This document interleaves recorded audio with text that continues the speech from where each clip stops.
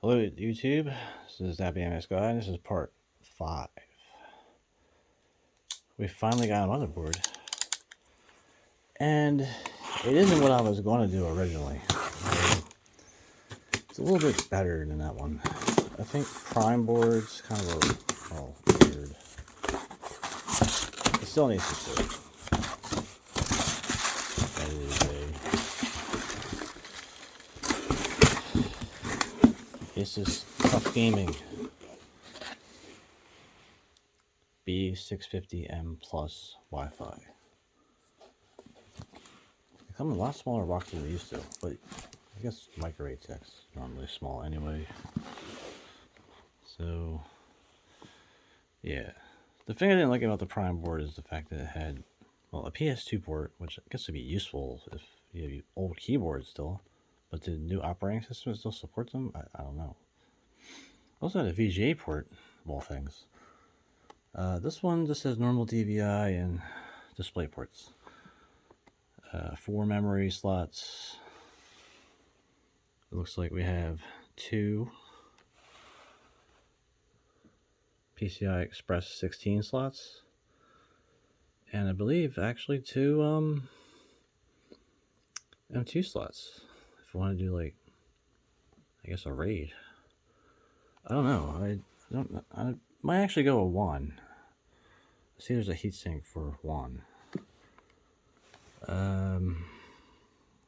It has integrated audio. It's Realtek, which I'm not really into Realtek. I still think Realtek sucks. So I may just put, Sound Blaster in one of these bottom 2 slots if there's space. If there isn't, I guess I'm not. It is very close, and that 3050 might take up both slots there. Anyway, micro ATX. It's kind of what I was looking for, is something small. It's all black. Well, I can't really work anything else. I think ASRock, of all people, came out with a board that had some goofy little orange stickers on everything. That's the thing. Maybe I can just put orange stickers on the board. We're actually gonna look inside this one. It came with a Wi-Fi antenna that I'm probably not using because I just think Wi-Fi is too insecure, and the wire is usually always connected. But yeah, it's nice looking from here.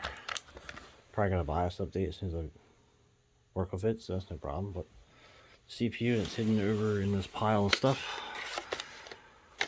We got, yeah, the Resin 9 that I did the last video. Should fit right in there. I just need a heatsink. So the heatsink is the next plan.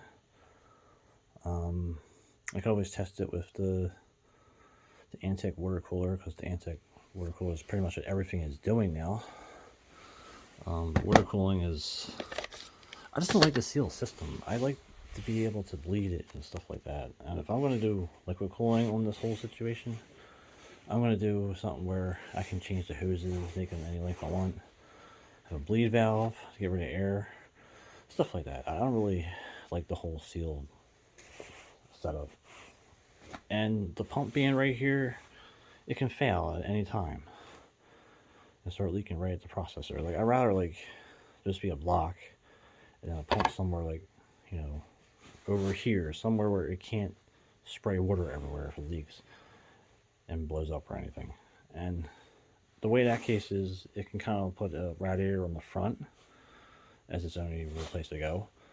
I guess if I cut holes in the top, I can put one on the top, but I didn't really want to do that in the first place. So we'll see what the cooler is going to be. I have it listed as a Noctua, but the Noctua might not even fit in this opening. Like, I'm looking at all this stuff, it might not fit there.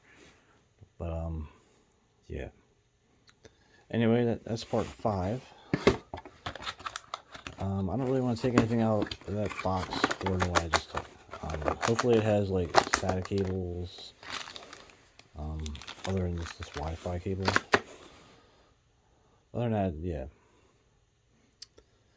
Soon I get actually be able to work on this, in the sense that at least I get to test it. So that's the next project, is trying to get the heatsink and then testing this thing. Yeah, anyway, this is Carl, that being this guy. Thanks for watching.